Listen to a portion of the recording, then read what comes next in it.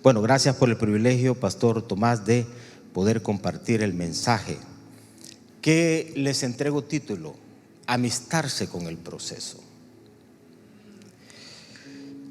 Proverbios capítulo 4, verso 18 nos invita a hacer esta consideración que leo a continuación para ustedes de este texto. Dice: el camino de los justos. Y vean ustedes entonces, uno se refiere a nosotros, los que hemos sido justificados por el Señor. Pero dice que los justos están ligados a un caminar, a un camino. Y ese camino dice que es como la primera luz del amanecer, que brilla cada vez más hasta que el día alcanza todo su esplendor. Hermanos y hermanas, esto es proceso de vida. Todos nosotros estamos vinculados no a un suceso, a una vida cristiana. Yo se lo digo a la gente, comienza con un suceso. El suceso es ese encuentro con Dios. Pero a partir de ese suceso se inaugura un proceso de vida. Hoy en día hay muchos creyentes buscando el suceso, pero no quieren el proceso. Quieren experiencias de todo tipo y quieren emocionarse con esas experiencias, pero no, la vida del justo es como la luz de la aurora, dice la Reina Valera del 60. Va en aumento hasta que el día es perfecto. A esto, aparte de lo que les he mencionado, le hago esta adición de comentario inicial de mensaje. No hay duda, la vida es un proceso dirigido por Dios, el cual hay que llevarlo convirtiéndonos en sus amigos para que ese proceso termine resultando bien. Porque cuando no entendemos, queridos hermanos, que la vida es un proceso, entonces nosotros mismos nos podemos convertir en enemigos de ese proceso. Sin darnos cuenta, nosotros alterar lo que Dios quiere para nuestra vida. A partir de que ocurrió eso, ese suceso, ese encuentro con Dios, nosotros le entregamos nuestra vida a Dios. Resulta ser a veces que Dios lo toma más en serio que nosotros.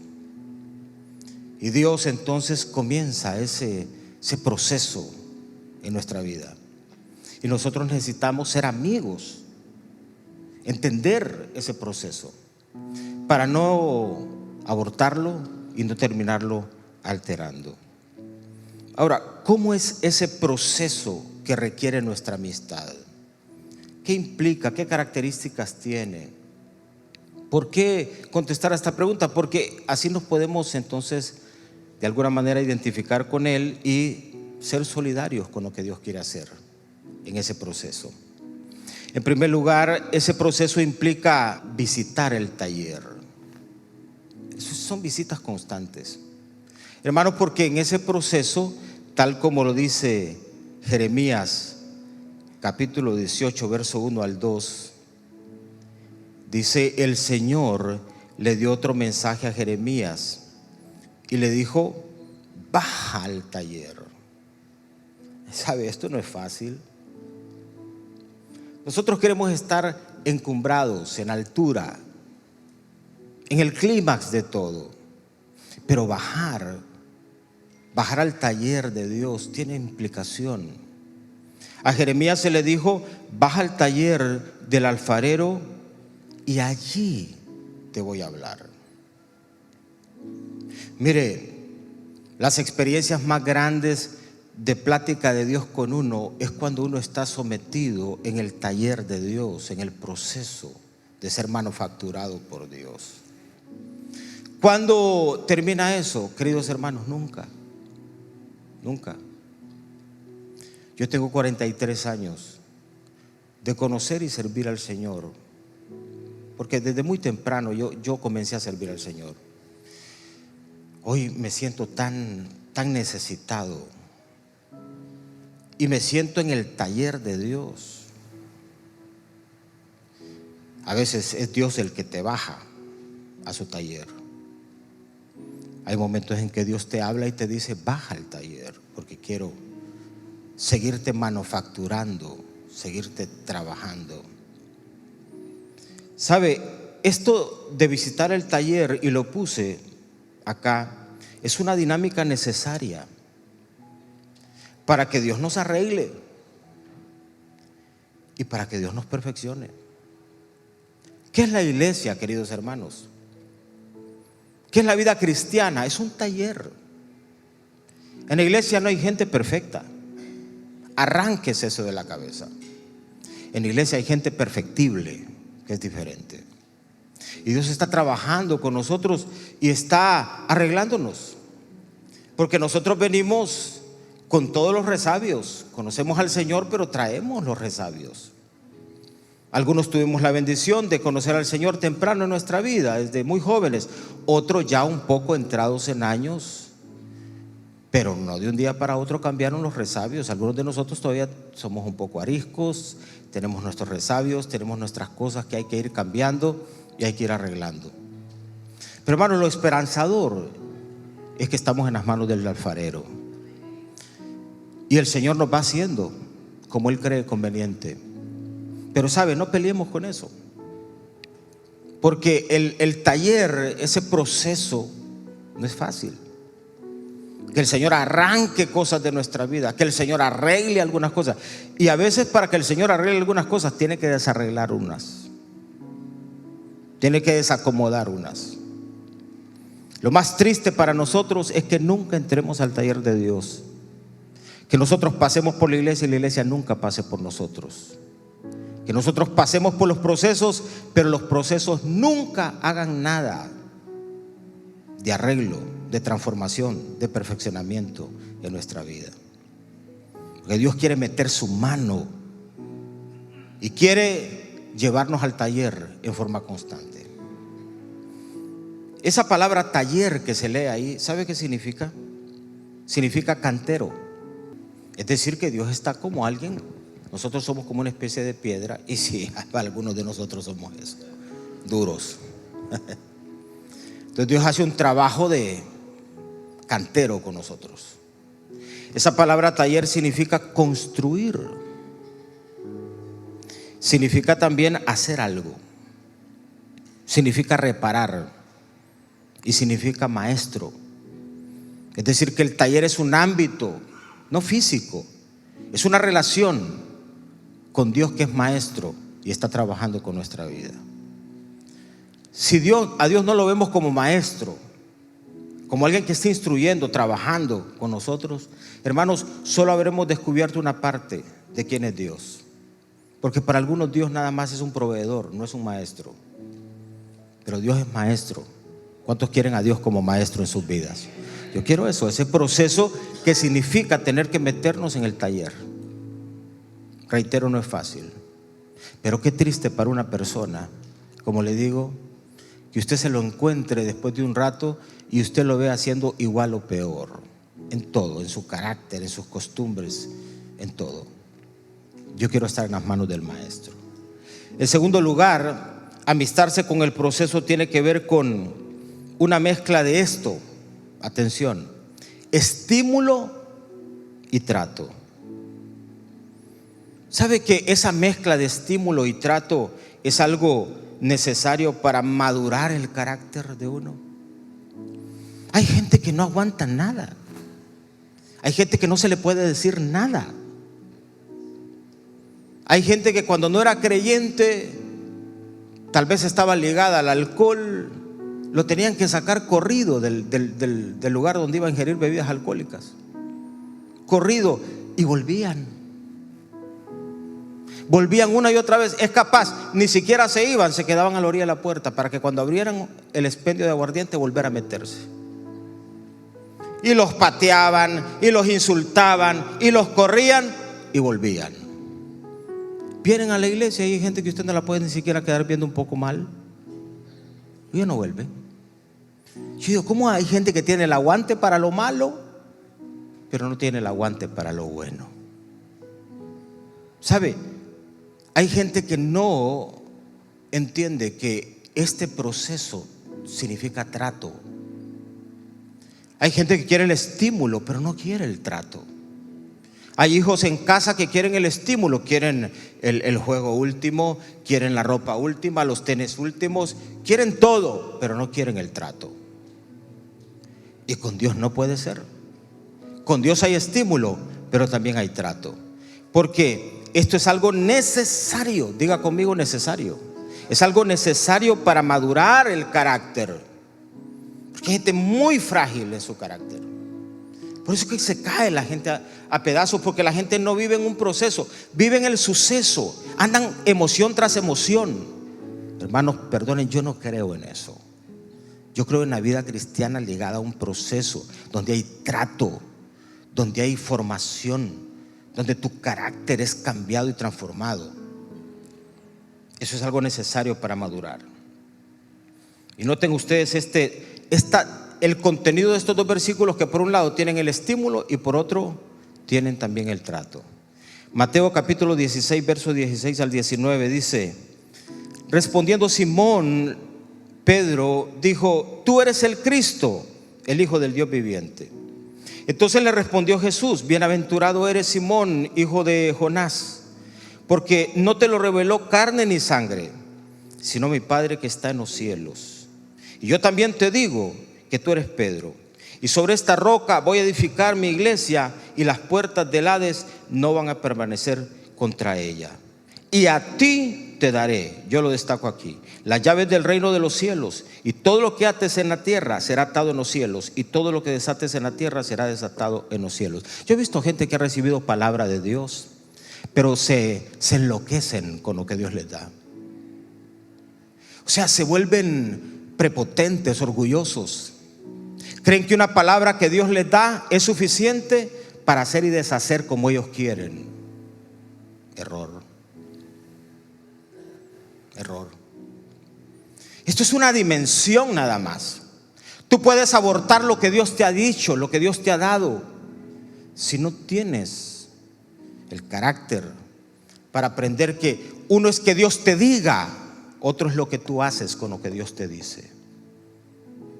Y entonces aquí está Pedro recibiendo: óigame, si esto es todo, te voy a dar llaves, si tú atas, se ata, si tú desatas, se desata, si lo que tú digas, es como está servido todo para que lo hagas. Ahora vean más adelante, no crean que son 25 o 30 capítulos más adelante, no, un ratito. Verso 22 dice: entonces Pedro lo llevó aparte y comenzó a reprenderlo. ¿Quién reprende a quién? A Jesús. Hace un rato Jesús les está preguntando y les dice: ¿quién dice la gente que soy yo? Y Pedro salta y le dice: tú eres el Cristo, el Hijo del Dios viviente. Y Jesús le dice: ¿sabes qué, Pedro? Eso que acabas de decir no viene de tu carne, no te lo reveló tu carne, te lo dio mi Padre que está en los cielos.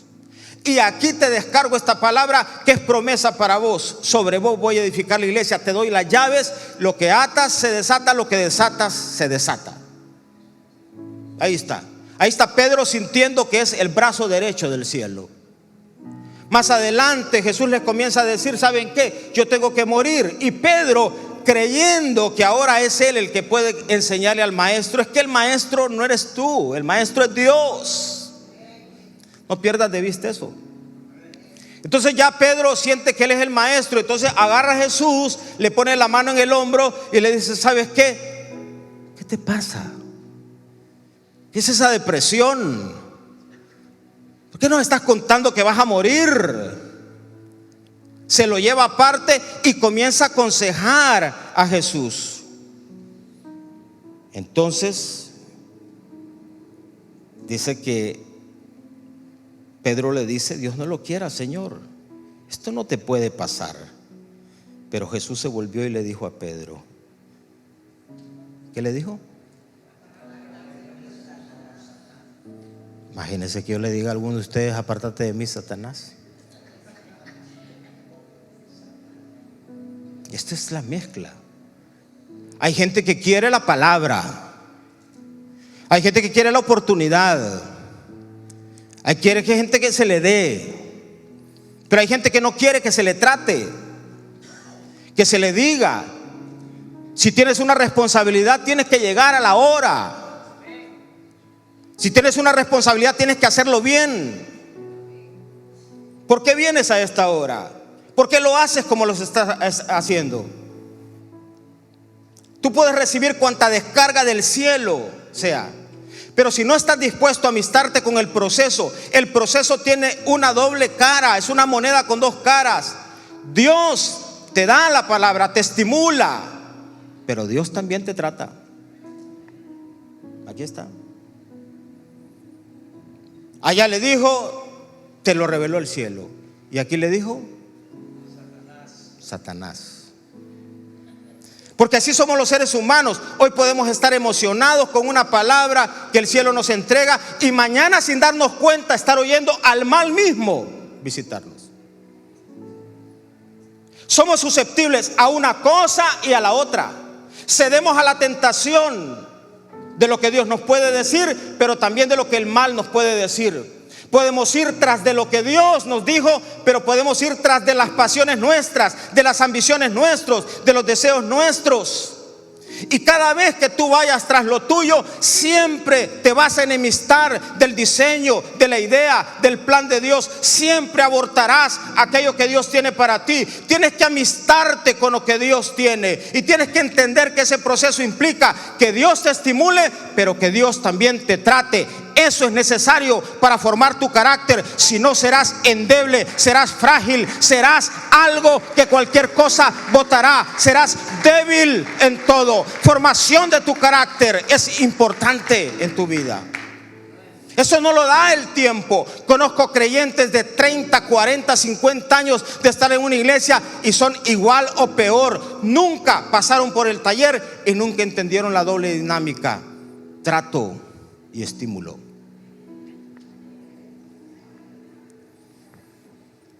Y finalmente, implica esta amistad con el proceso, implica grandes dosis de paciencia. Grandes dosis de paciencia. Porque somos muy impacientes, hermanos, pero el proceso es eso, es un proceso, tiempo. No es de la noche a la mañana. Tienes que aprender a tener paciencia. ¿Por qué? Esto es algo necesario para encontrarnos con los tiempos y diseños de Dios. Esto yo lo he visto alterarse, los tiempos para alguna gente. Esto yo lo he visto alterarse. Nuestros jóvenes son impacientes. Vivimos en una cultura de que todo es rápido, todo es comida rápida, todo es rápido, todo es fácil para nuestros jóvenes. Antes, para encender el televisor, usted se tenía que parar,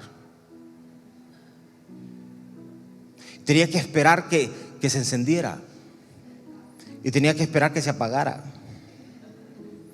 Para los que ya tenemos algunos años, se quedaba un puntito en el televisor, era en blanco y negro. No habían tantos canales. Hoy la gente tiene un montón de canales y dice: no hay o que ver, dice. Era en blanco y negro. El mundial del 70, ahora que se está en el mundial, lo miré yo en blanco y negro. México 70. Pues la gente lo quiere todo rápido. Y creen que el cristianismo es así, es light, es rápido. No hay tal cosa, hermanos. Hay que tener paciencia, uno. Porque la impaciencia echa a perder el tiempo. El diseño de Dios lo echa a perder por impaciente. Por impaciente la gente se casa con que no se tiene que casar. Se casa antes de tiempo. Por impaciente se abortan tantas cosas. La impaciencia te bota de un trabajo porque no aprendes a esperar. La impaciencia te bota de la iglesia porque no tienes paciencia, porque quieres rápido todo. Hay que tener paciencia. Si hay forma de amistarse con los procesos de Dios, es ser paciente, uno. Eso es así. Y esta generación que emerge viene muy impaciente. Muy impaciente. Empuja empuja. Muy impaciente.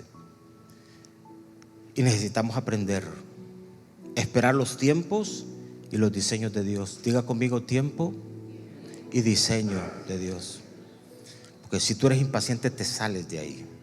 Y te sales de ahí, te sales de algo de lo que se predica poco hoy día, de la voluntad del Señor. Hoy no se predica de eso. No, la gente quiere vivir su voluntad y quiere que Dios se acomode a ese diseño y a ese tiempo. Dámelo ya, lo quiero ya, y lo quiero de esta manera. Y nos van enseñando que hay que ser específico con Dios. Si quieres un carro, tienes que pedírselo a Dios como tú lo quieres. Lo quiero color negro, lo quiero así, lo quiero así, lo quiero así. Esa es tontería, esa es bobería. No que Dios no quiera darte un carro, no que Dios no quiera bendecirte, pero a Dios no se le pone la agenda. Él no es el conserje de nosotros. Él es el Señor. Él es el maestro. Él es el dueño de nuestra vida. Y hay momentos donde tú le pides a Él algo y no te lo da. Como un padre a veces no le da a sus hijos todo lo que quieren y les enseña a esperar. Entonces no hay tal cosa, eso es bobería, eso es un cristianismo superficial. Andarle pidiendo a Dios: no, es que yo quiero esto y quiero esto y quiero esto y lo otro. Le haces la lista a Dios. A Dios no solo se le pide, a Dios se le pregunta qué quiere Él también. Amén. Y uno tiene que aprender a ser paciente. Los tiempos y diseños de Dios. Yo le digo, entonces todo eso altera. Vea usted ahora. Antes los televisores eran así de gordos y la gente era flaca. Hoy los televisores son así, casi no se ven, y la gente es gorda. Es que es así, es el tiempo que vivimos, hermanos. No hay, es el esfuerzo mínimo, la impaciencia de la gente. Hoy la gente se va a la luz. Yo veo un país como Estados Unidos, no se va a la luz, no se ve el agua. Por lo menos, a no ser que haya una eventualidad. Yo crecí con un candil y a veces no podíamos prenderlo porque no teníamos el gas para prenderlo.